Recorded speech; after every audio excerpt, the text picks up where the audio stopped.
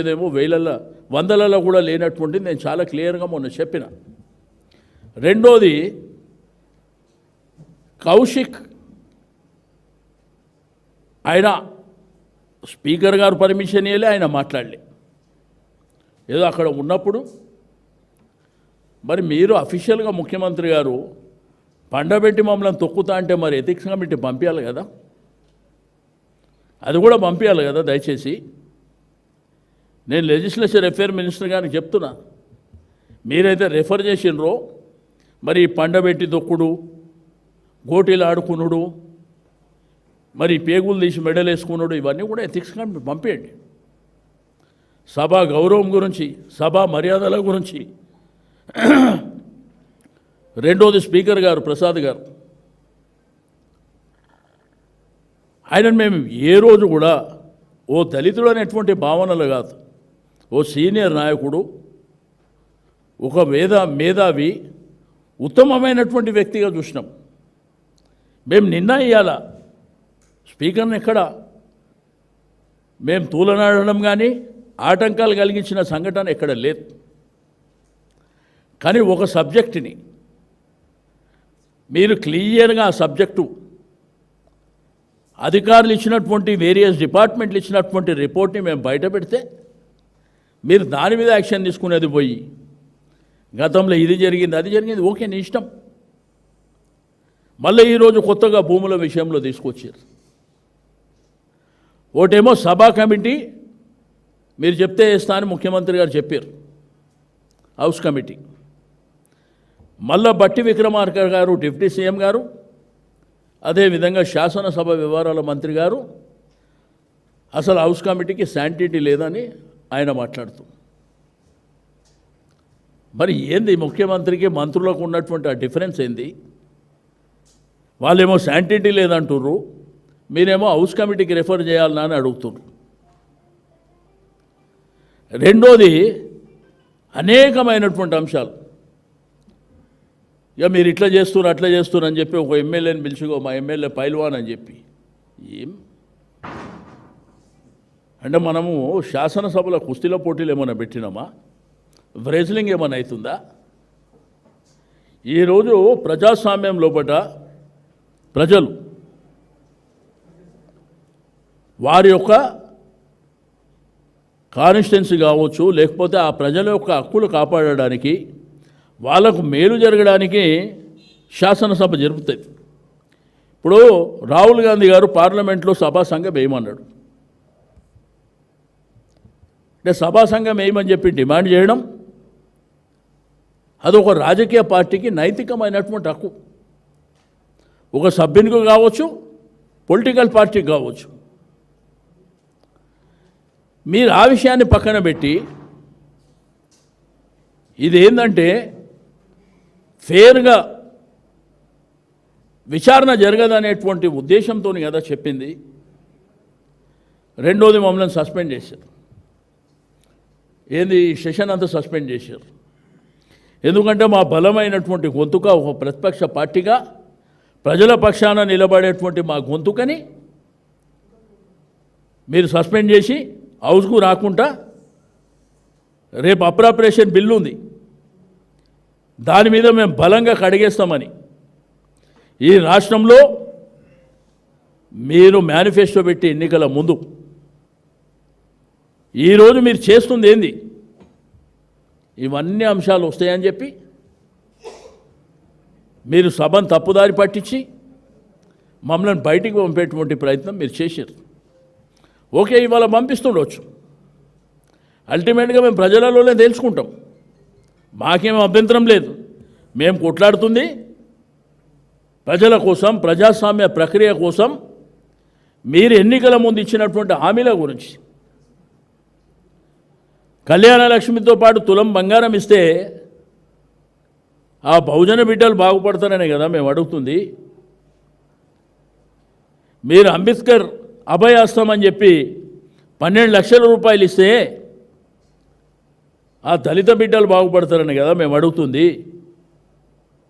20,000 కోట్ల రూపాయలు సంవత్సరానికి వెనుకబడిన తరగతులకు ఇస్తామంటే అది మీరు ఇస్తామని స్పష్టమైనటువంటి హామీ. బీసీ సబ్ ప్లాన్ అన్నారు, మన గిరిజన సబ్ ప్లాన్ అన్నారు. చేయమని కదా మేము చెప్తుంది. మీకు ఏది దొరకపోయేసరికి ఇవన్నీ తప్పులని దాచిపెట్టడానికి మీరు ఈ ప్రయత్నం చేశారు. ఈరోజు కూడా ఎంతమంది ఎమ్మెల్యేలతో మాట్లాడిపించారో మీరు చూశారు. అవసరం లేనిది, సందర్భం గాంధీ, ఎవరు అక్కడ ఏమి మాట్లాడనటువంటి అంశాలు ఈరోజు హరీష్ రావు గారికి మైకే ఇయ్యలే, మా పార్టీకి మైకే ఇయ్యలే. మరి ఏం అసందర్భము, మేము ఏం మాట్లాడినామని చెప్పి మీరు అటెన్షన్ అంతా డైవర్ట్ చేసి మమ్మల్ని బయటికి పంపించవలసినటువంటి అవసరం ఏమొచ్చింది? మేము డెమోక్రటిక్ పద్ధతిలోనే, రెండోది ప్రతిపక్ష పార్టీగా, ప్రధానమైనటువంటి ప్రతిపక్ష పార్టీగా ప్రజల నుంచి సేకరించినటువంటి అనేకమైనటువంటి అంశాలు ఉంటాయి. ఒకవైపున రైతులు వస్తారు, బహుజనులు వస్తారు, విద్యార్థులు వస్తారు, ఆశా వర్కర్లు వస్తారు, రకరకాలుగా పోలీసు సంఘాలకు సంబంధించిన వాళ్ళు వస్తారు, వారు రిప్రజెంటేషన్ ఇస్తారు. మేము అక్కడ లేవనెత్తాం, మా హక్కు అది. కానీ శాసనసభ ఎట్లయిపోయిందంటే మీరు ఇది మాట్లాడితేనే ఇస్తా, నేను ఇది మాట్లాడితే ఇస్తా అంటే మీకెక్కడ హక్కు? అది మా రైట్ కదా. మేము ఏమి మాట్లాడాలనేది మా హక్కు, మా రైట్. కాబట్టి ఈ విధంగా దుర్మార్గంగా చెప్పుకోలేక మరి మమ్మల్ని దౌర్జన్యంగా బయటికి పంపించేటువంటి కార్యక్రమం ఏదైతే జరిగిందో ఇది దుర్మార్గమైనటువంటి చర్య. ఇది ప్రజాస్వామ్యంలో కరెక్ట్ కూడా కాదు.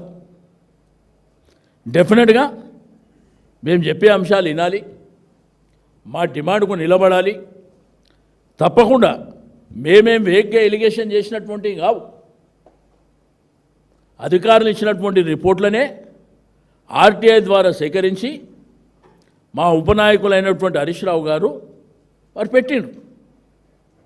దాన్ని మీరు యాక్సెప్ట్ చేసిర్రు. దాన్ని యాక్సెప్ట్ చేయడానికి కూడా 4 గంటల కింద మీద పడ్డారు మీరు. ఒక మంత్రి ఒక ఆన్సర్ చెప్పే, ఇంకొక మంత్రి ఇంకో ఆన్సర్ చెప్పే, ఇంకో మంత్రి ఇంకో ఆన్సర్ చెప్పే, అల్టిమేట్గా ముఖ్యమంత్రి గారు ఆ అంశాన్ని పక్కన పెట్టి మొత్తం అన్నీ జరగాలని చేసుకోండి, ఏది జరిగినా ఎవరికి అభ్యంతరం లేదు. ఈరోజు కూడా మేము సభా సంఘం వేయాలి, హౌస్ కమిటీ వేస్తే నిజ నిజాలు అనేవి బయటకు వస్తాయి అనేదే మేము చెప్పింది. కాబట్టి ఈరోజు వాళ్ళు చేసినటువంటి పరిస్థితులు మాత్రం ఇక మాకు అధికారం ఉంది కాబట్టి మా ఇష్టానుసారం నడిపించుకుంటాం, ఇక మా దౌర్జన్యపూరితంగా మేము సభను నడిపించుకుంటామంటే మీ కర్మ. డెఫినెట్గా ప్రజలు ఇవన్నీ చూస్తున్నారు. రెండోది కెమెరాలు కూడా మా వైపు ఎటు రాకుండా మొత్తం వాళ్ళ వైపే మైకులు పెట్టుకొని, రెండోది స్పీకర్ గారు మీరు జడ్జిమెంట్ ఇచ్చి 15 రోజులు కాలేదండి. మరి వాళ్ళు బీఆర్ఎస్ పార్టీ సభ్యులని మరి స్పీకర్గా మీరు అక్కడ కూర్చొని డైరెక్షన్ ఇవ్వచ్చు కదా.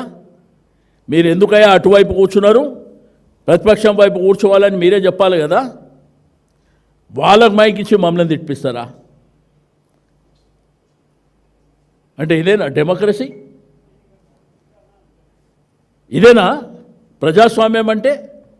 రాహుల్ గాంధీ గారు రాజ్యాంగం పుస్తకం పట్టుకొని తిరుగుతాడు దీనికైనా? కాబట్టి మేము కోరేదల్లా మీ ప్రభుత్వం వచ్చిన తర్వాత అనేకమైనటువంటి ఎంక్వైరీలు వేసారు. అది మీకు అధికారం ఉన్నది, మీ ఇష్టానుసారం జరుగుతుంది, చేసుకోరు.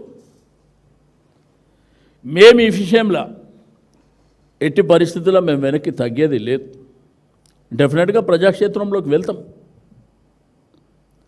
కానీ ఈ విధంగా మా గొంతు నొక్కి మమ్మల్ని దౌర్జన్యపూరితంగా బయటికి పంపించాలనేటువంటి కుట్ర అయితే నడుస్తుందో అది కరెక్ట్ కాదు.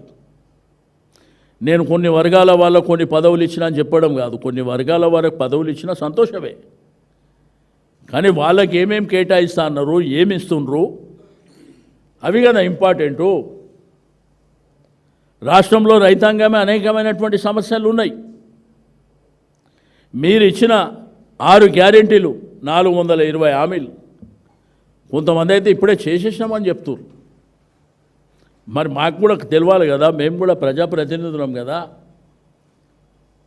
రెండోది ఇవ్వాలంట, ఈ దేశంలో అద్భుతమైనటువంటి ఒక బిల్ పెట్టిరంట.